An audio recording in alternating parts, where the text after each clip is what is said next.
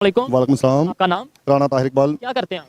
बस मजदूरी। मेहनत मजदूरी। इधर हॉस्पिटल में किस के साथ हैं? किसी पेशेंट के साथ हैं या खुद बीमार हैं? क्या मेरी वालदा साहबा इधर है जी। ठीक है, वालदा है। मुझे ये बताएं, अभी खबर ये चल रही है कि पाकिस्तान में दवाइयों की कीमतें बढ़ गई हैं, डिस्प्रिन नहीं मिल रही, पैनाडोल शॉर्टेज हो गई है। क्या आपको यहाँ पे दवाइयाँ बिल्कुल मुनासिब मिल रही हैं, मुनासिब कीमत पे और इजीली मिल रही हैं? नहीं मिल रही जी। क्या वजह समझते हैं? मैं समझ लो कि बहुत ज़्यादा परेशान है। तकरीबन एक हफ्ते से हैं। कुछ छोटी सी चीज़ भी है ना, छोटी सी मेडिसिन। छोटी सी मेडिसिन, वो भी पर्ची लिख के देते हैं, बाहर से ले आए। मैं तकरीबन मेरे ख्याल में ये मुझे 5 दिन हो गए, 4 दिन में तकरीबन को 20,000 की मेडिसिन बाजार से ला चुका हूँ। 4 दिन में 20,000 की मेडिसिन। और मेरे आपकी वालदा को मेरी बीमारी वालदा को दिल का भी मसला है, गुर्दों और फेफड़ों का भी मसला है। और अभी इस वक्त उसकी पोजीशन बेहतर नहीं हुई, लेकिन आज उसको टेस्ट के लिए हम गुर्दा वार्ड में नीचे लगे हैं। अल्ट्रासाउंड करवाना था, वो करवाया है। पीछे से बड़ा डॉक्टर है, उसने उसको डिस्चार्ज कर दिया है। डिस्चार्ज कर दिया? आपको लगता है कि वो इस डिस्चार्ज के काबिल नहीं है, लेकिन उसे डिस्चार्ज कर दिया गया है। वजह क्या समझते हैं? वैसे तो पहले नंबर पे नो डाउट के दिल का जो मर्ज है उसकी दवाई महंगी होती है, लेकिन क्या वजह समझते हैं पाकिस्तान में दिन ब दिन दूसरी चीजें तो बढ़ रही हैं, लेकिन दवाई ऐसी चीज है जिसके बगैर मैं समझता हूँ इंसानियत के लिए बहुत मुश्किल होता है। ये जो हमारी हुकूमत है, हमारे हुक्मरान है, मैं इनकी नाहिली समझता हूँ। इन लोगों को इस चीज पे तवज्जो देनी चाहिए। एक बंदा एक दिन में 1,000 रुपया कमाता है, और वो 4 दिन में 20,000 की दवाई कैसे लेगा? वो कैसे लेगा? बस इस टेंशन में है। अच्छा, साथ अगर नेबर कंट्री की बात करें जिसका हम हर चीज में मुकाबला बड़े शौक से करते हैं जी, ये उसमें भी मुकाबला, इसमें भी मुकाबला, तो उधर बॉर्डर पे भी मुकाबला, इंडिया की बात करें, वहाँ पे मेडिसिन एक तो सस्ती भी है और वहाँ पे जो मेडिसिन की क्वालिटी है वो बेहतर है। उसकी रीजन क्या होगा? उसकी रीजन ये है कि उनके जो हुक्मरान है ना, वो तरीके से काम करते हैं। उनको पता होता है कि ये हमारा बजट है, उस बजट के हिसाब से अपने हॉस्पिटलों को पब्लिक के लिए सहूलत देते हैं। हमारे जो हुक्मरान है उनका ये काम होता है कि बस हमारे अपनी जैशी करते रहें, दौरों पे दौरे करते रहें। उन्हें ये नहीं पता गरीब आदमी पता नहीं रोटी भी खा सकता है कि नहीं खा सकता, और इलाज वो कैसे करवाए। ये देखें, इधर सिचुएशन देखें, जो पेशेंट हैं वो किस तरीके से, मतलब हॉस्पिटल, ये एक सरकारी हॉस्पिटल और लाहौर का बहुत बड़ा मेन हॉस्पिटल है। ये बताएं, हमें इंसानियत को बचाने के लिए, इंसानियत की बेहतरी के लिए अगर मेडिसिन लेनी पड़ती है इंडिया से, वैसे भी आपको पता है कि अभी भी जो लोग सुन रहे हैं, ये साहब अगर कैमरामैन दिखाएं कि जो मेडिसिन है वो डायरेक्टली इनडायरेक्टली पहले इंडिया से दुबई जाती है, वहां से यहाँ आती है, महंगी होकर आती है। अगर हमने लेनी है तो डायरेक्ट क्यों नहीं लेनी? नहीं, बिल्कुल लेनी चाहिए। इंसानियत के नाते इंसानी जान सबसे कीमती है, हमें अपनी अना नहीं रखनी चाहिए। इंसानी जान के लिए हमें दुश्मन के पास भी जाना पड़ता है ना, उससे भी रिक्वेस्ट करके चीज लेनी पड़ेगी। पास क्या दुश्मनी खत्म करनी चाहिए? जैसे कह रहे हैं कि इंडिया से मिसाल के तौर कहते हैं वो हमारा पाकिस्तान का, लेकिन नहीं, हमें अपनी इंसानी नाते एक दूसरे के साथ अच्छे तलक करने चाहिए। यहाँ पे जितने भी लोग मुझे सुन रहे हैं, बड़े लोगों को पता होगा कि लीवर ट्रांसप्लांट के लिए हम वहाँ चले जाते हैं। इसके अलावा बहुत से ऐसे ऑपरेशन है जो यहाँ पर उनकी फैसिलिटीज नहीं मौजूद, हम वहाँ चले जाते हैं, सस्ते भी होते हैं और बेहतर भी होते हैं। यही हम उनके डॉक्टर्स को अगर यहाँ पे बुलाएं, अपना यहाँ के जो स्टूडेंट्स हैं, मेडिकल स्टूडेंट्स हैं, उनको एजुकेशन दें और यहाँ पे हम फैक्ट्रियाँ लगाएं मेडिसिन की, तो कैसा रहेगा? बहुत अच्छा रहेगा, बहुत ही अच्छा रहेगा। लेकिन हमारी गवर्नमेंट, हमारी हुकूमत हमारे पाकिस्तानी बंदों को, हमारे डॉक्टरों को थोड़ी सी तरजीह दे तो बैरून मुल्क से हमें डॉक्टर लाने की जरूरत नहीं पड़ती।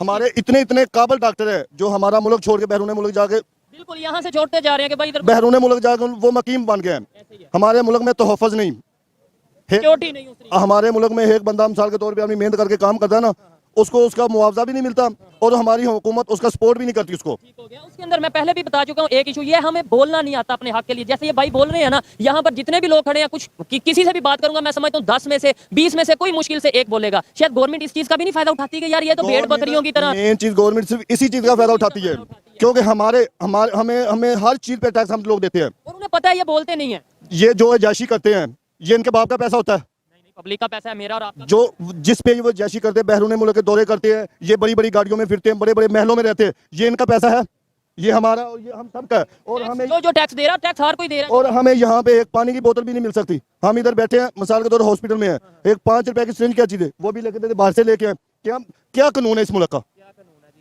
मैं ये कहता हूँ कि हमारी मीडिया इस पे थोड़ी तवज्जो दे। ये क्यों नहीं? आपके ख्याल में मीडिया कभी ये कहती है जेल भरो तहरीक को कवर कर रही है, कभी किसी तहरीक को कवर कर रही है, कभी ये कहते हैं वो चोर है, कभी कहते हैं वो चोर है, लेकिन जो असल इशूज है, मैं ये समझता हूँ कि पाकिस्तान का असल इशू हेल्थ है, पाकिस्तान का असल इशू एजुकेशन है, पाकिस्तान का असल इशू ये जो हॉस्पिटल का सिस्टम है, इनको बेहतर करना है, अवेयरनेस पब्लिक को देना है। इसके ऊपर आपके ख्याल में मीडिया क्यों नहीं बोलती? मतलब कोई आप मेरे ख्याल में जो हमारी मीडिया है ना, मीडिया अपनी जगह पे बिल्कुल सही काम करती है, लेकिन मीडिया को भी पेट लगा हुआ है। मैं ये कहता हूँ मीडिया को भी पेट लगा हुआ है। मिसाल के तौर पे जैसे ये जेल भरो तहरीक चल रही है, जो कैमरामैन, जो हमारा बैरो चीफ, जो हमारे ये मीडिया वाले, वो वहाँ जाएंगे, उनको पता है यार लिफाफे मिल जाने हैं। हॉस्पिटल में कौन उनको लिफाफा देगा? हॉस्पिटल में तो बिल्कुल खुद परेशान है लोग। यहाँ भी नहीं लग रहा कि जो ये हमारा इंटरव्यू हो रहा है कि ये भी अवाम टीवी पे चलेगा कि नहीं चलेगा, क्योंकि यहाँ पे हर गरीब आदमी, और मैं खुद गरीब हूँ, मेरे पास इतने पैसे नहीं है कि मैं अपनी बाइक में पेट्रोल कर चला जाऊँ। अभी मेरी बात, और आपने बोला कि मैं 20,000 की दवाई चाह, वो भी किसी भाई से, किसी रिश्तेदार से, किसी दोस्त से पैसे लेके वो इलाज करवा रहे हैं, क्योंकि वालदैन से बाद कुछ रिक्वेस्ट, लास्ट मेरा सवाल है, मैं रिक्वेस्ट आप भाइयों से करता हूँ, आपने जो ये इशू उठाया बहुत अच्छा उठाया, बहुत ही अच्छा है। और मैं ये कहता हूँ हमारा जो वज़ीर आला साहब है, वज़ीर आज़म साहब है, वज़ीर दाखिला साहब है, जो भी हैं, इन सरकारी हॉस्पिटलों को विजिट करें और एक टीम बनाई जाए, जो ये हम लोग गरीब जहाँ पे धक्के खा रहे हैं, ठीक है, यहाँ पे आके उन बंदों से पूछा जाए। और यहाँ के जो MS साहब हैं, जो बड़े बड़े डॉक्टर हैं, जो यहाँ से हमारे टैक्स के पैसों की सैलरी लेते हैं, पैसे लेते हैं, जब एक बार से दूसरी बार चले जाते, डॉक्टर साहब मेरे मरीज को चेक करो, वो ऐसे चाट रहे हैं कि जैसे हम उनके गुलाम हैं, और मैंने जैसे हम उनके गुलाम हैं। तक हमारा नॉलेज है, हमारे ख्याल में या एक आम इंसान की सोच है कि अगर डॉक्टर अच्छे रवैये के साथ मिलता है तो मरीज की आधा जो सा वो वैसे ही वो परेशानी दूर हो जाती है। और अब मेरी वालदा साहबा की कंडीशन ऐसी नहीं है, मुझे नहीं ये लगता कि इन लोगों ने डिस्चार्ज कर दिया कि वो घर भी जा सकती कि नहीं जा सकती। इन लोगों ने डिस्चार्ज कर दिया, इन्होंने कहा ठीक है, इन्होंने कहा जी हम रात नहीं रख सकते, और आप कह रहे हैं कि कोई पता नहीं वो आके घर भी जा सकते, ऐसी कंडीशन उसकी इस वक्त है। और ये इनकी गुफ्तगू से, इनके अल्फाज से ऐसा लग रहा है, मैं नहीं चाहता कि इन्हें मजीद इमोशनल किया जाए, लेकिन जो देखने वाले हैं वो समझ सकते हैं कि इस टाइम क्या सिचुएशन है। किसी और से कोशिश करते हैं बात करने की। जी जी, जो आपने ये इंटरव्यू किया है ना, आपकी मेहरबानी होगी, मैं इस काबिल नहीं, मैं आपकी मेहरबानी होगी, आप हमारे हुक्मरानों को थोड़ा सा हमारा ख्याल करना चाहिए। ये भी पाकिस्तानी है, ये भी हमारी अवाम है। जब इन लोगों ने वोट लेने होते हैं ना, ये हमारे पास आ जाते हैं, यार भाई आपकी मेहरबानी, उसके बाद ये 5 साल ये नुमाइंदा हम मुकर्रर करते हैं, उसके बाद 5 साल कहीं ना कहीं हमारी भी गलती है, आपकी भी गलती है, हम वोट देते हैं किसी और चीज, हमें वोट देना चाहिए हेल्थ के नाम पे, हमें वोट। जी, सबसे बड़ी ये हमारी गलती है। जब ये हमारे पास आते हैं ना, हमारे बड़ों के पास, छोटों के पास, हमारे दोस्तों के पास, कहते हैं यार आपकी मेहरबानी है, जब ये हम आ जाएंगे आपके लिए करेंगे, लेकिन बाद में करते नहीं। इनसे बात करते हैं, क्या वजह, ये भाई का दुख देखा है, दर्द देखा। और मैं यकीनन कहता हूँ यहाँ पे बहुत से लोग ऐसे जो इससे ज्यादा दुखी होंगे, इससे ज्यादा परेशान होंगे, लेकिन वो शायद बोल नहीं सकते, वो मतलब डर की वजह से या जो भी कॉन्फिडेंस की वजह से बोल नहीं सकते, लेकिन हॉस्पिटल में जो भी मौजूद है परेशानी की हालत में है। क्या समझते हैं आप, मुझे ये बताएं, आपका नाम क्या? पहले तो मेरा नाम मुश्ताक अहमद। कहाँ से हैं आप? लाहौर से हैं या लाहौर से हैं? किसके साथ आए? अपना कोई मर्ज है या नहीं, मेरा भाई इधर एडमिट है। क्या उन्हें मसला है? उसको ये डायबिटीज का मसला है, उसने सर्जरी की है लेग की। तो मेडिसिन सस्ती मिल रही है, महंगी मिल रही है? मेडिसिन क्या, यहाँ तो थूकने के लिए भी कहते हैं कि 50 रुपए दे दो। ऐसे ही है, बिल्कुल ऐसे ही है। ये जो यहाँ आया वगैरह फिर उसे कह रहे हो कि ये मरीज को थोड़ा सा बेड चादर चेंज कर दो, हमें मिठाई दे दो, हम शादी पे आए हुए हैं, मतलब मरीज के लिए मिठाई दे दो, ये एक लहता। अभी आप मेरे साथ चले, वार्ड का विजिट करें, मैं आपको हालत दिखाता हूँ, अपने भाई की हालत दिखाता हूँ मैं, ठीक? आप जाके देखेंगे तो खुद आपको रोना आ जाएगा देख के। अंदर जाना अलाउ नहीं है, लेकिन ये है कि आपने जो बताया हम उस पर यकीन रखते हैं। आपने क्या कहा, 1000 रुपया दे चुके हैं, किस चीज का?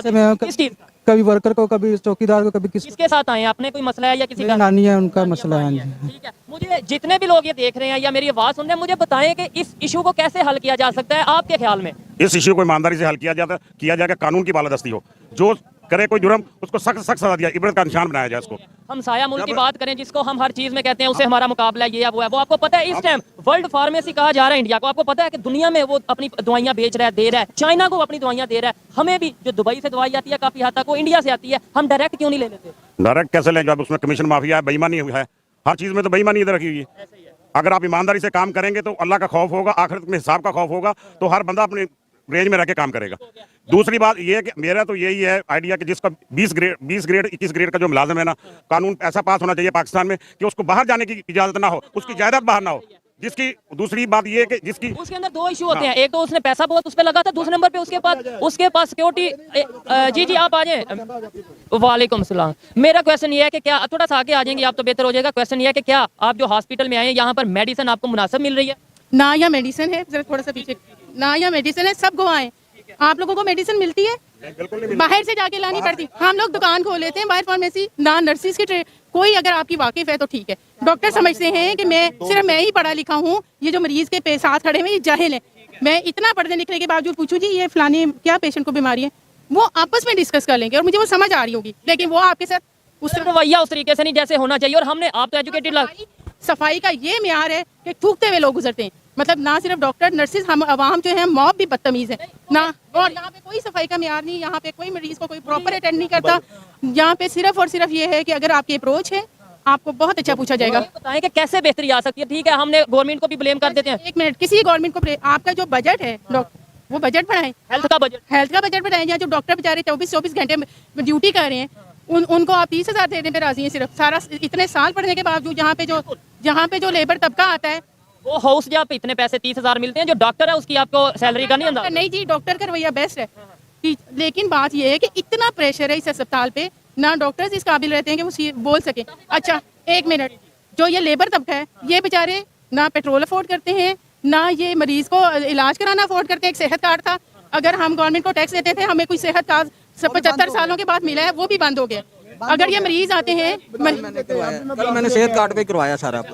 जिनके साथ वर्क हो रहा है, जो हो रहा है वो हो रहा है, ये बात करनी चाहिए। अच्छा, यहाँ पे एक छोटा सा सोशल एक्सपेरिमेंट करेंगे कि एक कंट्री जहाँ पर मेडिसिन की शॉर्टेज है और साथ में एक कंट्री है जिसे वर्ल्ड फार्मेसी कहा जा रहा है, पाकिस्तान कहा यह जाता है इंटरनेशनल लेवल पे, या हमारे पॉलिटिशियन ये कहते हैं कि अवाम की सोच के मुताबिक या अवाम की मर्जी के मुताबिक हमने ट्रेड बंद की है, मेडिसिन या जो भी चीजें वो बंद की हैं। यहाँ पर पब्लिक से पूछते हैं कि क्या हमें इंसानियत के लिए या मरीजों को बचने के लिए, मरीजों को बचाने के लिए इंडिया से मेडिसिन लेनी चाहिए या नहीं? सिर्फ यस और नो में आंसर लेंगे। आपने भाई क्या हमें मेडिसिन लेनी चाहिए इंडिया से मरीजों को बचाने के लिए, इंसानियत को बचाने के लिए?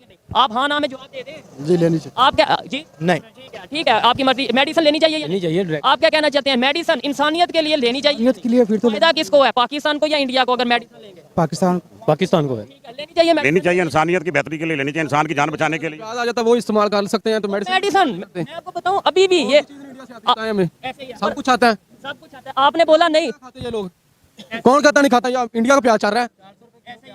अभी इनको कह रहे हैं कि इंडिया की मेडिसिन ही होनी चाहिए, ये यहाँ पे होनी चाहिए, वो यहाँ पे होनी तो चाहिए। ट्रेड बंद है, कैसे इंडिया से प्याज आ जाता है? भाईजान सब कुछ इधर इंडिया से आ रहा आप लगता है है। फ्री मैं में ब्लड दे के आया हूं अभी। लेके आए हैं। जब ये थैला 700 750 का दिया है, ये फ्री होता था। तो फ्री होता था, ब्लड की एक पूरी बैग 750 का दिया है कि सिर्फ वो खाली खाली बैग। खाली बैग। खाली बैग 750 रुपए का यहाँ पे सेल हो रहा है। मैं वाकई में हैरान हुआ। इससे पहले जो पहले घूमते थे वो अच्छी थी, ठीक हो गया। ये नुकरान हुकूमत नहीं ठीक है। यहाँ से बैग पहले फ्री मिलता था, अभी नहीं।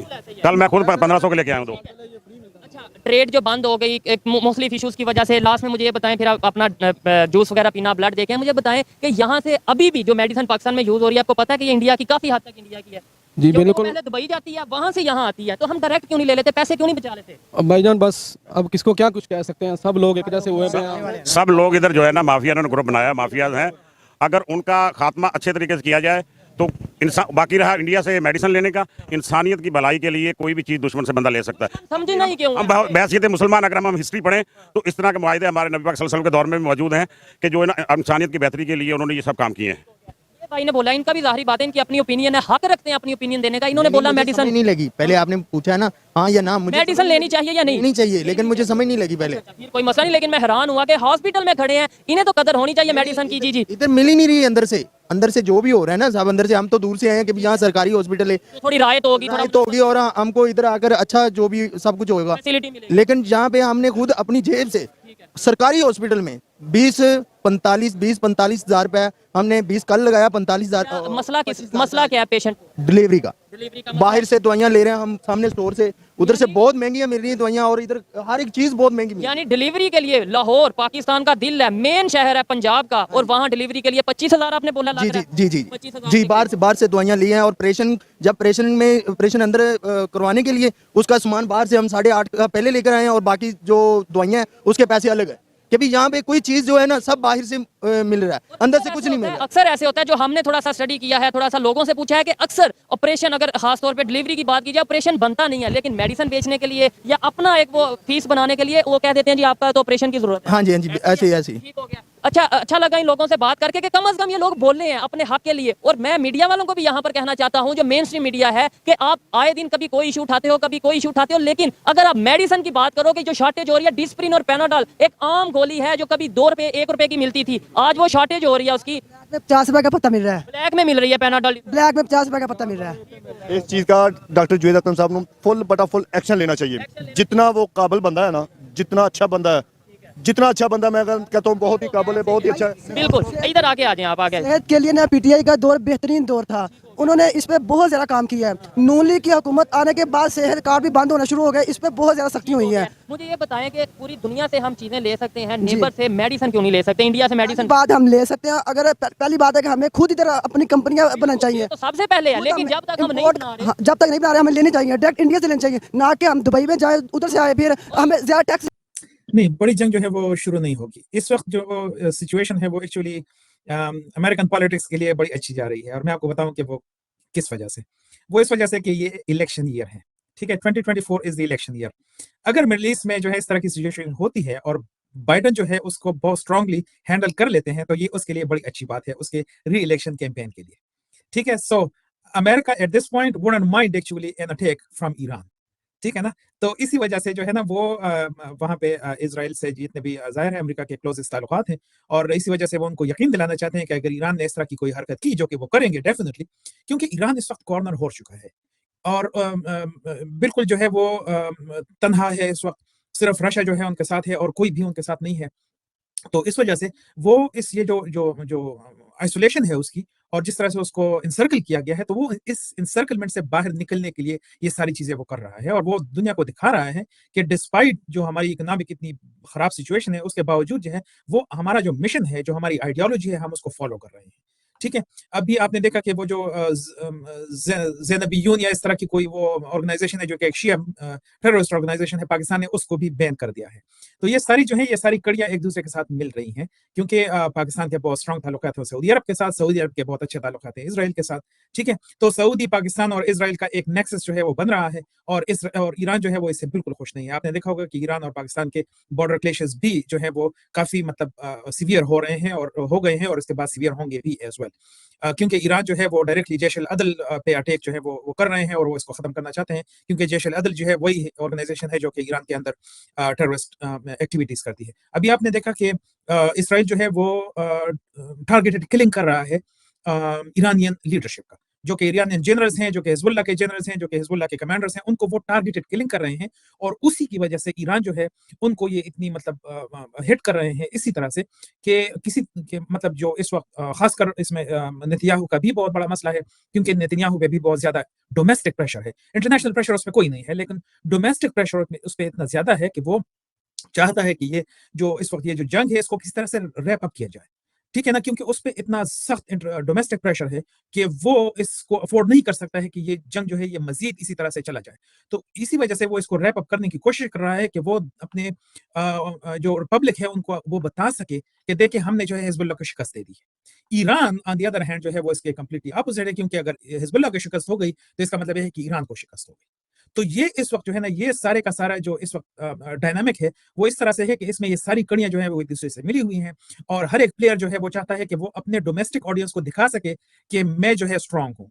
बाइडन अपने डोमेस्टिक जो जो डेमोक्रेट्स हैं उनको दिखाना चाहते हैं कि देखिए मैं किस तरह से हैंडल कर रहा हूँ मिडिल ईस्ट सिचुएशन को। ईरानियन मुल्लाज जो हैं उनको अपनी पड़ी हुई है, क्योंकि वहाँ पे ईरान में भी बहुत ज्यादा जो है वो अपोजिशन है, और ईरानियन मुल्ला जो है वो पिछले 40 साल से वहाँ पे इख्तिदार में है, तो उनके भी इख्तिदार पे जो है वो काफी चीजें आ गई हैं। इसी तरह से उसका अपना मसला है। तो सारे जो है वो हर एक जो स्ट्रॉन्ग प्लेयर है वो अपने डोमेस्टिक ऑडियंस के लिए ये सब कुछ कर रहा है, ताकि किसी तरह से वो जो है वो अपनी जो लीडरशिप है उसको बरकरार रख सके। तो ये सब कुछ जो है वो उसी तनाजुर में हो रहा है, और अभी ईरान जो है वो हमला करेगा, इसमें कोई शक नहीं है, और मतलब काफी स्ट्रॉन्ग जो है वो रिएक्शन होगा। लेकिन मैं खुद नहीं समझता हूँ, and it's too early to tell, कि इससे जो है कोई बहुत बड़ी एस्केलेशन आगे आने वाली है। मेरे ख्याल में सब कुछ जो है वो कंटेन हो जाएगा, लेकिन फिर भी इस ये जो मतलब जो इसको आप कह सकते हैं कि सैबर रेटलिंग, आप उसको कह सकते हैं कि हर एक जो है वो अपने आप को स्ट्रांग दिखाने की कोशिश कर रहा है, वो स्ट्रांग हो या ना हो, लेकिन वो एक तरह से वो दिखाने की कोशिश कर रहे हैं कि जी कि हम स्ट्रांग हैं और हम जो है वो अपोनेंट को शिकस्त देंगे।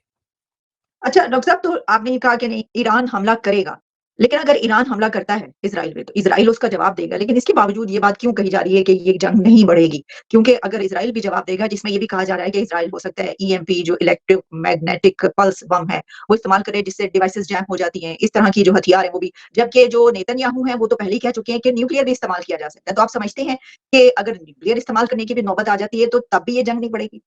नहीं, इस तरह है कि इतनी इतनी जो ये सब कुछ जो है ये रेटरिक के तौर पे वो कह रहे हैं, एक्चुअली इस तरह वो कोई भी नहीं कर सकेंगे, क्योंकि सारे को पता है कि अगर उनके पास जो है वो न्यूक्लियर बम है तो दूसरे के पास भी न्यूक्लियर बम है। ठीक है ना, अगर इस तरह की इसराइल ने कोई हरकत की तो जाहिर है रशिया जो है वो ईरान, क्योंकि रशिया और ईरान जो है वो बहुत क्लोज एलाइज हैं, और उसकी वजह भी जो है ना इंटरनली वो एक्चुअली जो शिया रिलीजन है उसकी वजह से है, क्योंकि जो सेंट्रल एशिया में जितना भी रिलीजन है वो शिया है एक्चुअली। तो उसकी वजह से ईरान जो है वो क्लोज सपोर्ट कर रहा है, रशिया जो है वो क्लोज सपोर्ट कर रहा है ईरान को। तो नेतन्याहू को भी ये कैलकुलस मालूम है, बाइडन को भी ये कैलकुलस मालूम है कि अगर इस तरह की कोई एस्केलेशन हो गई तो रशिया जो है वो भी इसमें डायरेक्टली कूद पड़ेगा, and nobody wants that actually. कोई भी नहीं चाहता है कि वो मिडिल ईस्ट में इस तरह की सिचुएशन आ जाए कि उससे जो इकोनॉमिक जो सिचुएशन है वो मजीद खराब हो जाए, क्योंकि ऑलरेडी इकोनॉमिक सिचुएशन जो है वो दुनिया की खराब है। तो अगर लेट्स से मिडिल ईस्ट में कोई एस्केलेशन हो जाती है तो उसकी वजह से जो है ना वो पूरे का पूरा जितना भी सिस्टम है इकोनॉमिक का, जो खासकर ऑयल बेस्ड सिस्टम है, उसमें डिसरप्शन आ जाएगी और प्राइसेस मजीद बढ़ जाएंगे। तो बाइडेन कभी भी ये नहीं चाहेगा कि इस इलेक्शन ईयर में प्राइसेस इतने बढ़ जाएं और इकोनॉमी इतनी खराब हो जाए कि उसके री इलेक्शन के चांसेस जो है वो खत्म हो जाए। तो डॉक्टर साहब इस मौजू पे आखिरी सवाल ये होगा कि जिस तरीके से यूक्रेन और रशिया की जो जंग है वो चल रही है, बस मुझे याद है जब आपसे बात होती थी यूक्रेन और रशिया की जंग के हवाले से भी जब स्टार्ट हो रही थी तो आपने ये कहा था कि ये जो है बस छोटे एक उस पे स्केल पे जो है वो चलती रहेगी। ऐसे ही छोटे स्केल पे वो चलती चली जा रही, खत्म नहीं हो रही और बड़ी जंग भी नहीं बन रही। यानी जंग तो है, जाहिर है कि कितना वो हो रहा है, लेकिन जो हमास और ये पैलेस्टीन वाला मामला है, ये हम देख रहे हैं कि ये जो सर जो वहां पर पैलेस्टीन में तो काफी ज्यादा नुकसान जो उनका है वो बहुत ज्यादा हो चुका है। तो इसके दौरान जो ईरान भी अगर इसमें शामिल हो जाता है, आप समझते हैं कि अगर ये जंग होती भी है, ईरान हमला भी कर देता है, तो एक हम कह सकते हैं कि छोटी जंग के तौर पर चलती रहे, ये डिस्प्यूट चलता रहे, लेकिन बड़ी जंग नहीं बनेगी। आप इसको भी इसी तरीके से ले रहे हैं? ये एग्जैक्टली उसी तरह से। और जब मैं कहता हूँ कि ईरान हमले करेगा, इसका मतलब है कि ईरान जो है वो मे नॉट डायरेक्टली उसमें इन्वॉल्व, वो जब करेगा ना तो अपनी प्रॉक्सीज के थ्रू ही करेगा, ठीक है ना। तो इसमें ये नहीं होगा कि ईरान से जो है वो कोई मिसाइल वो इसराइल पे गिरेगा, ठीक है ना। हालांकि इसका अपोजिट हो चुका है। इसराइल ने, आई डोंट नो कि कब था, लेकिन इसराइल ने जो है वो अपने मिसाइल वो ईरान के अंदर जो है वो दे हिट एक्चुअली ईरानियन टेरिटोरी, इस तरह हो चुका है इन द पास्ट, ठीक है ना। तो लेकिन ईरान जो है वो कभी भी इस तरह नहीं करेगा कि वो डायरेक्टली जो है इतने बहुत सारे ममालिक के ऊपर से अपने मिसाइल जो है वो गिरा देगा। सो वो इस तरह नहीं होगा, ये सब कुछ जो है ये प्रॉक्सीज के थ्रू ही होगा और इसी तरह से कंटिन्यू होगा जब तक जो हॉस्टेजेस का जो मसला है ना, खासकर इसके जो है that's the crux of the matter. जब जैसे ही ये हॉस्टेजेस का मसला हल हो जाएगा ना, फिर आप देख लेंगे कि सब कुछ जो है डीएस्केलेशन हो जाएगा और ये सारी चीजें जो है it will actually come to its own place. Cheema साहब, मैंने इस वाक्य को बड़े करीब से देख रहा हूं, बल्कि ये वाक्य को नया नहीं है। मैं इसका थोड़ा सा आपको बैकग्राउंड बताना चाहता हूं कि अभी रिसेंट क्या चल रहा है। अभी लोग बर्मा शाख से नहीं निकले थे। मैं बर्मा शाख किसको कह रहा हूं कि 3 सेनेटर जो हैं, मैं इस वक्त डायरेक्ट अपने एस्टेब्लिशमेंट और मिलिट्री एस्टेब्लिशमेंट को खासकर एड्रेस करूंगा। 3 सेनेटर्स जो जिनका इलेक्शन जीतना सेनेट का, अभी तक तो वो मैं बर्मा मॉडल इसलिए कह रहा हूं कि आपके ज्यादातर यहाँ पे जो कई सीनियर एनालिस्ट थे उन्होंने बर्मा के साथ इसको मिसाल दी थी। नकवी साहब एक आजाद कैंडिडेट जीते, उसके बाद काकड़ साहब आजाद जीते, उसके बाद फैसल वाडा साहब आजाद जीते। 2 पार्टियां जिन्होंने पीएस पार्टी और नून लीग दोनों ने इनको वोट दिए और हर पाकिस्तान 250 मिलियन लोगों को पता है कि वो कौन है, किन के कैंडिडेट। अभी वो बर्मा सिंड्रोम से लोग अभी बाहर नहीं आए थे दर हकीकत। और उसके बाद दूसरा हादसा जो पाकिस्तान के साथ पड़ा हुआ, अभी उसमें भी लोग शाक में थे, जो आपके पीआईए के जहाज के साथ किया गया। पहले शादियाने बजाया गया कि ये कमर्शियल जहाज के ऊपर जाए जा रहे हैं, लेकिन फ्लाइट जद्दा की थी, उसको मदीना लेके गए। 350 लोगों की बददुआएं लेकर उमरा आपका कबूल हो सकता है? मेरा ये क्वेश्चन। फिर उसके बाद फिर उस पर मजा नहीं आया, उन्होंने कहा सही स्वाद नहीं आया, लोगों ने चीखा नहीं सुनिया गई, वापसी पे फ्लाइट इस्लामाबाद आनी तो उसको लाहौर ले गए। उनका चीखा नहीं आई है ना, 700 बने चीखा ना बजन स्वाद नहीं होता। बददुआ चीमा साहब, अभी उसकी चीजें ठंडी नहीं हुई थी, तो फिर गाजा का मंजर पेश किया, एक पूरा ब्रिगेड लेकर गया। आज उस पर 3-4 चीजें मैं कहना कुछ, अब उस पर मिट्टी, और कहना मिट्टी पाओ जी मिट्टी पाओ। अब उस पर वो वारदात जो आप कह रहे हो मिट्टी पे आ रही।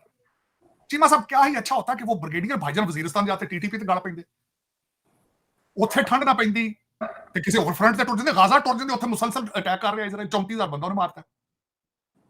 चीमा साहब, इसके साथ मैं 3-4 चीजें, मेरी इंफॉर्मेशन जो है पाकिस्तान से, मेरी मैं तो जाहिर है जब अपनी रिसर्च करता हूं, उन चीजों को देखता हूं, कुछ दोस्तों को फोन करता हूं। एक बंदे ने, मैंने आपको भी शायद वो एक लिंक भेजा था, मुझे भी किसी ने पाकिस्तान से भेजा है कि एक पुलिस वाला कह रहा है कि जहां भी फौजी छुट्टी घर आते हैं वहां वारदातें बढ़ जाती हैं। और खासकर जो मोटरसाइकिल पे, सबसे पहले तो बंदा जिसको पुलिस चेज करके जिसके घर में घुसी थी, वो भागा क्यों था? अगर उन्हें भाईजान कमांडो है तो खड़ा हो जाता ना वहां पे। अगर ही वाज नॉट डर्टी, अगर उसके पास असला, गैर कानूनी असला नहीं था तो भागा क्यों है वो? नंबर 1। तीसरा बात यह है कि इस सारे काम की इन्वेस्टिगेशन क्यों नहीं की गई अवाम के साथ? इसको कानूनी तकाजे क्यों नहीं पूरे किए गए? जो यूनिफॉर्म बॉर्डर के लिए बना था, उसको दूसरी ब्रांच के ऊपर अटैक करने का क्या जवाब है? अब मैं इसकी मिसाल एक छोटी सी देना चाहूँ। यह पहला वाकया नहीं हुआ, पहले भी कई बच्चों को यूनिफॉर्म पहन के ना, लफ्ज तो गंदा है, बदमाशी करने का बड़ा शौक होता है कई बच्चों को। ये पहला वाकया नहीं हुआ, पहले भी कई मेजर कैप्टन चंडा मार दे खांदे आए, कोई नहीं गल नहीं। कर्नलानियां जनानियां दी वीडियो बड़ियां, मेरा जना कर्नल है तो पीछे हट जा तुम कौन। लेकिन इस वक्त सबसे बड़ी बात यह सीरियस मैटर है कि आपकी कौम इज सीरियसली डिमोरलाइज्ड है। आपके ऊपर इस वक्त लोग, मैं इसके हक में नहीं हूं, मैं ये बिल्कुल ना समझे मैं उनकी एडवोकेसी कर रहा हूं, लोग फॉर्म 47 को आपके ऊपर इल्जाम लगा रहे हैं। इन सर्कमस्टांसिस में एक बावर्दी ब्रिगेडियर का जाके ब्रिगेड जाके हाकियों से मारना, थाने के ऊपर हमला करना, बाहर निकाल के कपड़े फाड़ना उनके, क्या इससे आपने you serving the purpose of defence of the country? आपने अदालत वहां लगाई चौक में जाके, अब मिलिट्री ऑपरेशन, मिलिट्री ने अदालत लगाई ना, खुद का कानून अपने हाथ में लिया, थाने चले जाते ना, एफआईआर हुई भी थी, पुलिस को कहते जाके जज के पास चले जाते, हाई कोर्ट में रिट कर देते, सुप्रीम कोर्ट में आके उनको कहते नहीं आप सो मोटो एक्शन ले आप इसके ऊपर। लेकिन आज ये टीटीपी ने इसके ऊपर बयान दिया चीमा साहब, टीटीपी ने, तहरीके तालिबान पाकिस्तान ने पुलिस के हक में बयान दिया और किसी ने अभी तक कोई सीरियस इसका। अच्छा, मैं इस पे और एक और यहां पे बात करना चाहूंगा चीमा साहब, जो सबसे बड़ी सिस्टम जरीफी ये है कि ये जो कहा जाता है कि हमारे इंटरनल प्रोसीजर्स हैं, हम इंटरनल इसकी कर लेंगे, उसको पब्लिक क्यों नहीं करते फिर आप? एक मैं वाकये की आज करना चाहूंगा, ये छोटा नहीं है क्योंकि कौम सीख नहीं रही चीमा साहब। इस कौम के पास सजा, जजा, अदालतें, हर चीज खत्म है इनके ऊपर। आप सियासी तौर पर, अखलाकी तौर पर बहुत अरसे के बैंकरप्ट हो चुके हैं। आप ओरिजिनली दुनिया के मैप के ऊपर रहने की सलाहियतें बिल्कुल, आप you don't deserve to be on the map of the world. अब पूछे वो किस तरह, एक वाकया पेश करना चाहता हूं। जुनेजो साहब की हुकूमत सुना है इसी वजह से गई थी। जुनेजो साहब की हुकूमत, एक खान, बशीर खान एक बंदा था, जुनेजो दौर में एमपीए था, उसकी गाड़ी ने किसी मोटरसाइकिल वाले को टक्कर मारी थी और उसके नीचे उतर के गार्डों ने उसको मारा था। The man was captain of the army, Murree road पे हुआ था। जुनेजो साहब stood behind the MPA and he lost his government. Zia ul Haq. Cheema साहब, एक वाकई, आपकी किताबें, आपकी हिस्ट्री इस तरह के गंद बला से भरी पड़ी है, भरी पड़ी। आप मुझे एक छोटी सी बात मुझे बता दें, आप में और गाजा में क्या फर्क है? उधर इसराइल मार रहा है, यहां पे आप खुद एक दूसरे को मार रहे हैं, वो फर्क है आपका? एक डाकू दूसरे को मार रहा है, दूसरा डाकू जो बड़ा डाकू जिसके पास बड़ी गन है वो दूसरे को मारता है। कोई है लॉ एंड ऑर्डर? आज आपसे मेरा क्वेश्चन है, आपकी चीफ मिनिस्टर पंजाब की, उसने स्टेटमेंट क्यों नहीं दी अभी तक?